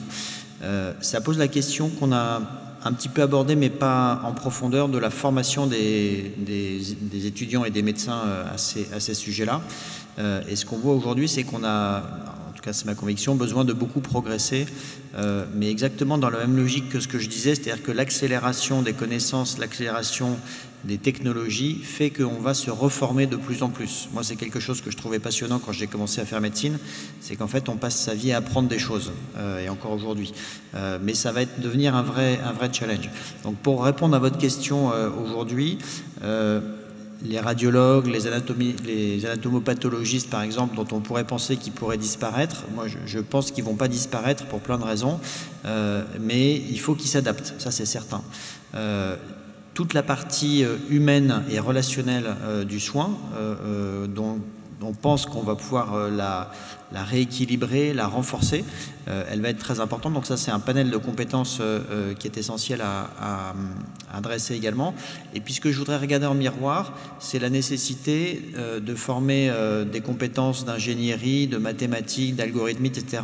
pour la santé. C'est-à-dire que ces approches-là se développent grâce à ces compétences que n'ont pas aujourd'hui les soignants, mais qui sont absolument essentiels. Et donc l'exemple de Xavier, je trouve, est vraiment passionnant pour ça. Et ce qu'on monte également avec Paris Santé Campus, c'est la notion d'interdisciplinarité, de rencontre justement de ces compétences. Donc la nécessité de vraiment faire converger de l'ingénierie, de la mathématique, de l'éthique, des data scientists, etc. Ça, c'est aujourd'hui. Et puis la réalité, encore une fois, avec cette notion d'accélération, c'est que demain, il y a une partie des métiers qui n'existent pas encore, mais qu'il va falloir inventer.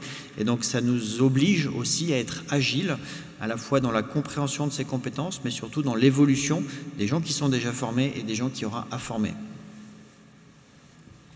Bonjour, vous voulez que je me lève? Oui. J'ai entendu beaucoup de belles choses, je vous en remercie, en particulier en termes d'évolution du consentement, d'appréhender le patient comme un corps souffrant. Ça me fait plaisir en tant que bioéthicienne. J'ai beaucoup travaillé sur l'espace européen des données de santé ces derniers temps. On a soutenu avec différents groupes parlementaires, en particulier avec des écologistes, la protection des données avec une notion de opt-in sur les données secondaires.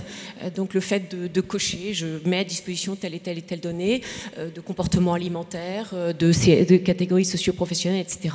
Si je le juge pertinent, moi en termes de patients et d'utilisateurs. Et donc en fait ma question est la suivante, on est passé du paternalisme médical à un principe éthique fondamental du consentement éclairé, mais il me semble que du fait de la difficulté de la transparence, de la réplicabilité et de la réelle possibilité de protection des données, le problème de l'anonymisation étant réel, quelle est la solution technique que vous proposez pour garantir ce consentement réellement éclairé? Merci. Alors, sans vouloir rentrer dans des détails exhaustifs, vous posez une question qui est essentielle aujourd'hui et qui est valable pour n'importe laquelle des technologies émergentes. C'est une question qu'on s'est posée dans le domaine de la génétique, c'est une question qu'on se pose dans le domaine des neurotechnologies, ou aujourd'hui sur les reprogrammations en cellules souches ou organoïdes dans le cadre d'un projet européen qui s'appelle Hybrida. Pour aller vite, vous avez deux solutions. Soit vous avez la solution consentement large, c'est ce qui se passe aujourd'hui, ou consentement étroit. Qu'est-ce que ça veut dire? Consentement étroit, vous ne pouvez utiliser les données que pour une recherche bien particulière. Comme l'ont expliqué les collègues, c'est une perte d'information, une perte de chance colossale parce que la qualité et la quantité de données peut aboutir à des découvertes, et Xavier l'a illustré par exemple.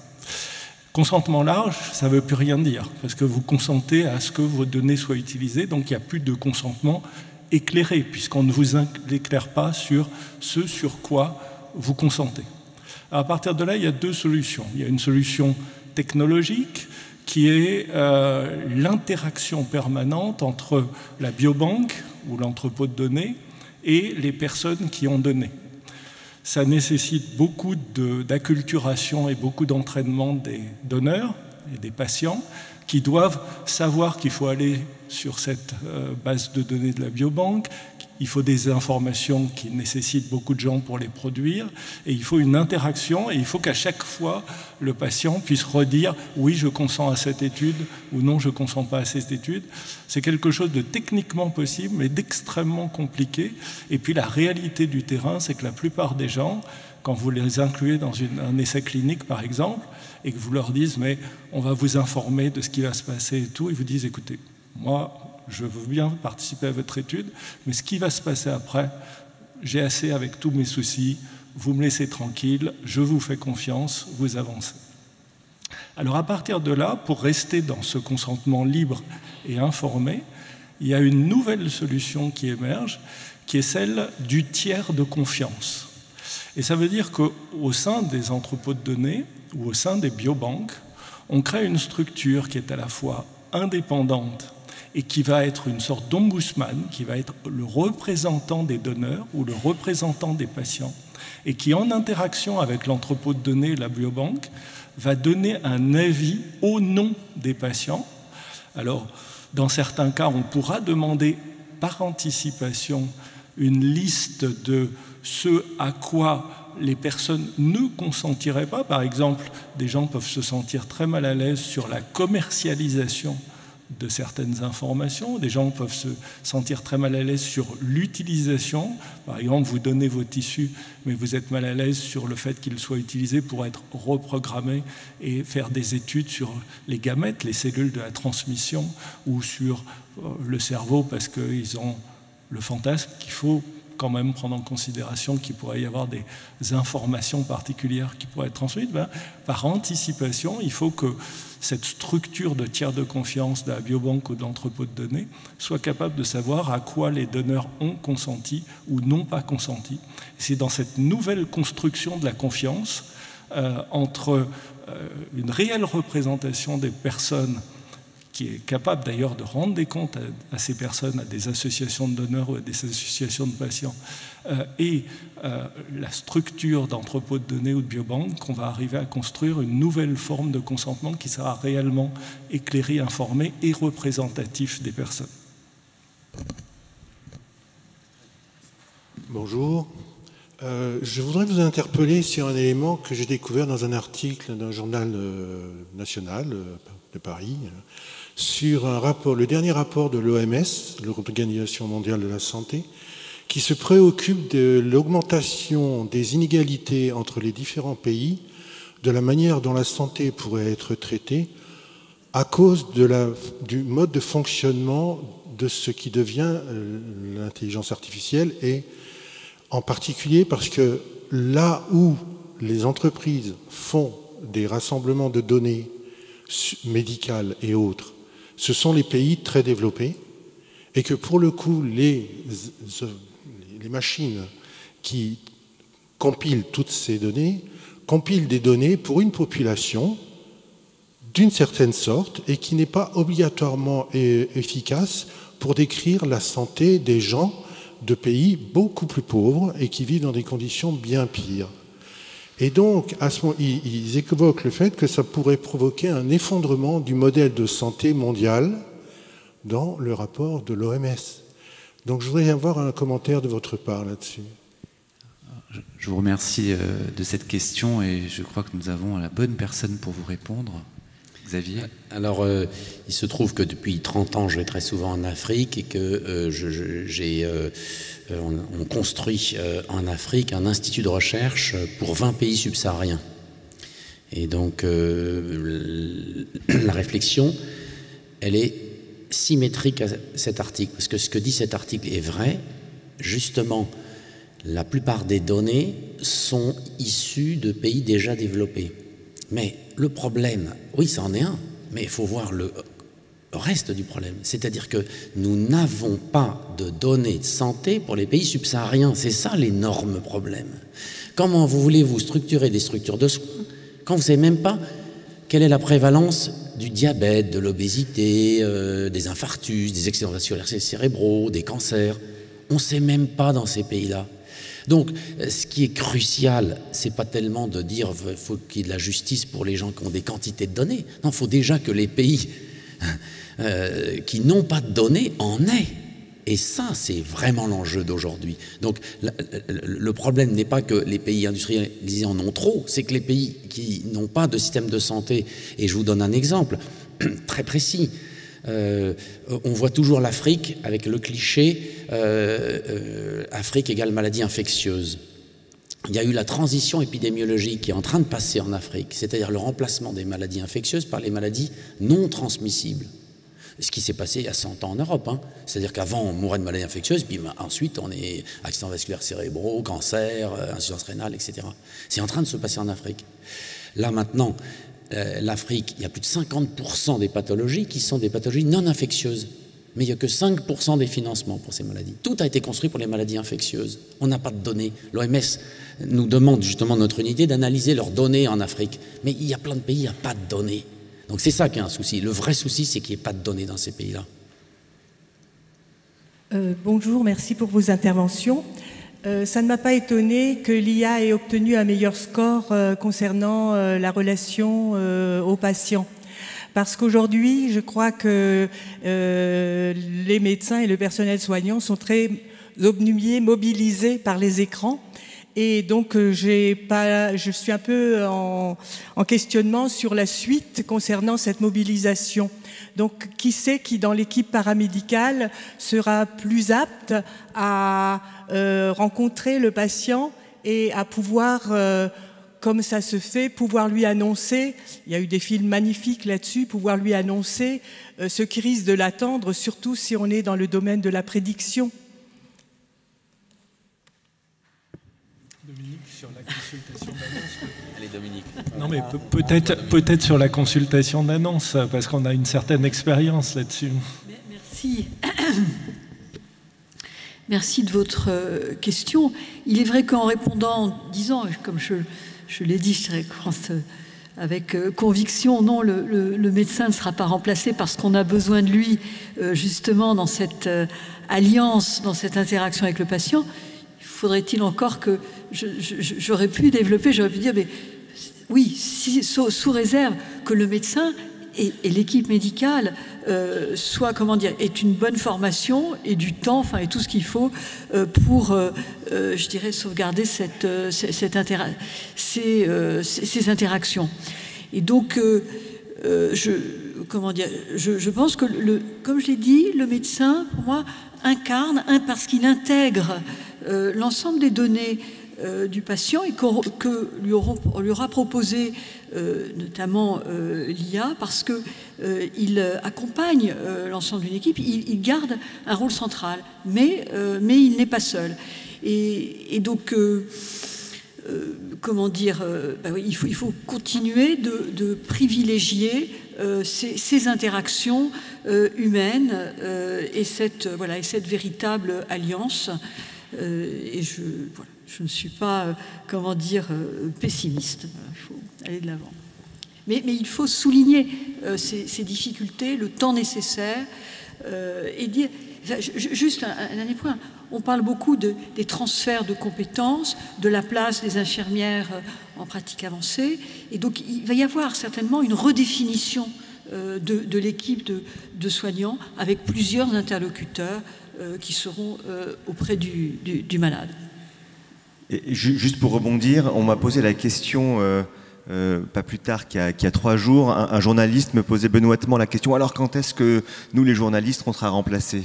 Et je lui ai répondu quelque chose, mais qui je pense est valable aussi pour les médecins. J'ai dit, si vous faites bien votre travail, vous ne serez pas remplacés. Donc je pense qu'effectivement, pour être la meilleure manière pour un médecin de ne pas être remplacé, et je pense que ça n'arrivera pas, effectivement, je suis d'accord avec ce que vous dites, bah, c'est de continuer à cultiver aussi cette empathie, et là où on a une véritable valeur ajoutée pour les patients.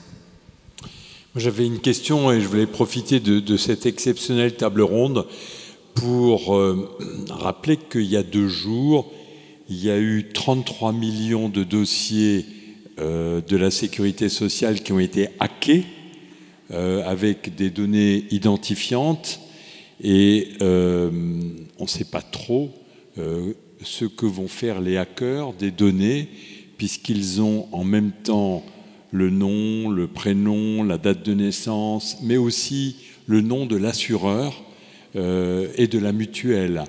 Et donc, il n'y a pas, cette fois-ci, par chance, de diagnostic dans les fichiers qui ont été volés, mais ça ne saurait tarder.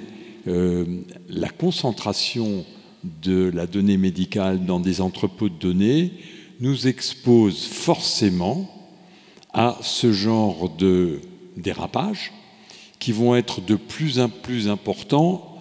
La fragilité est inévitable et ma question, c'est quid du secret professionnel dans le monde de demain? Est-ce que je suis sûr qu'en allant chez le médecin, il n'y aura pas la dimension de ma prostate dans le journal le lendemain?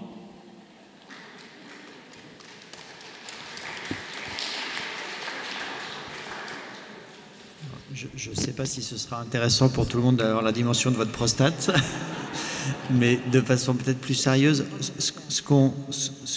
oui, ou celle du roi d'Angleterre, oui. Aujourd'hui, le problème de la sécurité, il est majeur. Il est majeur parce que il ouvre, on voit bien des brèches, parce qu'il obère la confiance, et donc il faut qu'on soit en capacité de montrer qu'on garantit justement la sécurité de ces données-là. Plusieurs éléments pour comprendre ces phénomènes. Le premier, c'est que pourquoi est-ce que les données de santé sont particulièrement attaquées?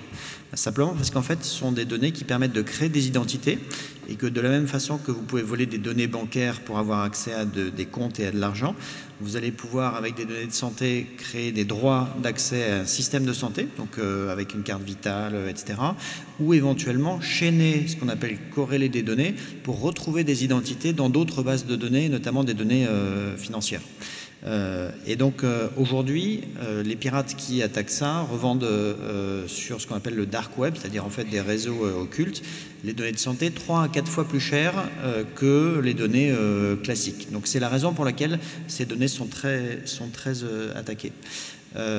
Premier élément. Deuxième élément, ce qui est intéressant, c'est que on repense complètement la question de l'anonymisation. Et donc, je le disais, en fait, en utilisant des données de santé, on est capable de les connecter à d'autres données. On a montré que sur des grandes bases de données internationales, avec seulement quelques données spécifiques, on était capable d'identifier n'importe quelle personne.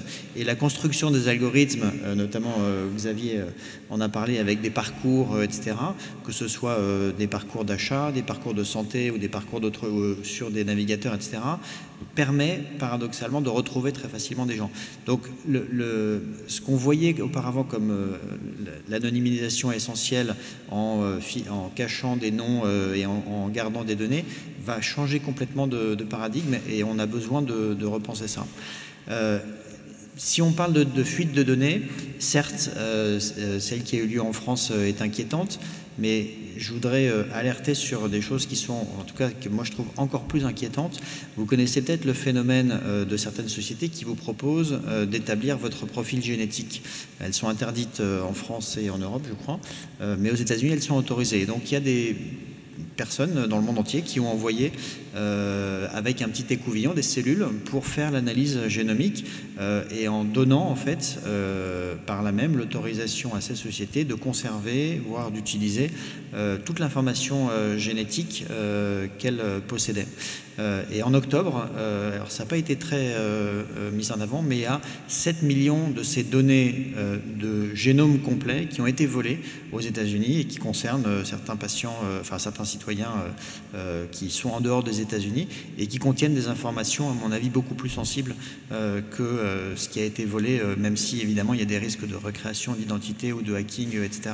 récemment. Donc en fait, ce risque cyber, il est essentiel à bien comprendre.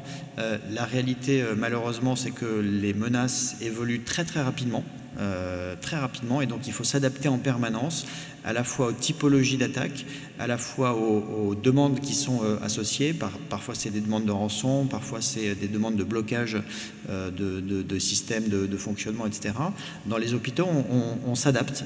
Et si vous prenez les premières cyberattaques qu'il y a eu et qui ont paralysé parfois des hôpitaux jusqu'à 6 ou 8 mois, eh bien on compartimente les réseaux pour faire en sorte que quand il y a une attaque qui rentre dans un système de gestion, elle ne paralyse pas le système de production de soins. C'est-à-dire que l'attaque qui rentre dans l'ordinateur de l'accueil ou de l'administration ne va pas empêcher l'IRM ou le bloc opératoire de fonctionner.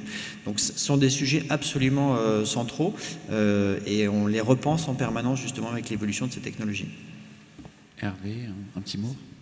Si je peux me permettre un complément, il y a toute cette dimension de cybersécurité, mais à côté de ça, regardez les uns les autres, et on pourrait faire une statistique dans la salle, combien d'entre vous ont sur leur smartphone des applications de santé dans lesquelles vous mettez toutes vos données, enfin, des fois des rendez-vous médicaux, au minimum le nombre de pas que vous faites, un certain nombre d'habitudes, et là encore, je vous renvoie à une note du comité d'éthique de l'INSERM sur les données de santé des femmes, tout ce qu'on appelle les femtech, et en particulier tout ce qui concerne le cycle menstruel ou les données d'intimité des femmes qu'elles donnent directement sur...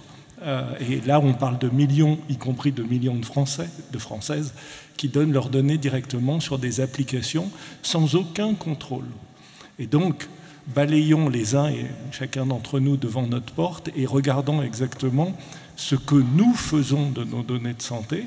Et bien sûr, il faut un maximum de cybersécurité pour ces entrepôts de données, mais commençons aussi par faire très attention à ce que nous donnons gratuitement contre des applications très peu fiables en général. Il est l'heure de conclure cette table ronde passionnante avec une très brève synthèse, et je reprendrai la phrase d'Israël Nizan que nous n'arrêterons pas un TGV en marche. Au point de vue épistémologique, nous vivons un moment historique. Il y avait Maïmonide, Claude Bernard a inventé la physiologie. Nous avons oublié le médecin et son expérience face à l'evidence-based medicine, la médecine fondée sur les preuves, grâce aux statistiques. L'IA est en train de construire une nouvelle révolution avec, heureusement, la force de la France que nous a rappelé Antoine grâce à ses mathématiques, à ses mathématiciens. L'important sont les enjeux qui ont été pointés ce jour pour proposer une médecine meilleure, augmentée, une prévention personnalisée avec un gage d'équité. Et pour cela, on l'a vu grâce à Harry, il est important qu'on repense l'université, l'enseignement de la médecine, en commençant par comprendre ces outils pour ne pas risquer de devenir les outils de ces outils avec des médecins qui deviendraient automatiques. Et on doit s'inventer cette nouvelle médecine pour ne pas la subir et dans l'intérêt de tous. Merci Cyril pour...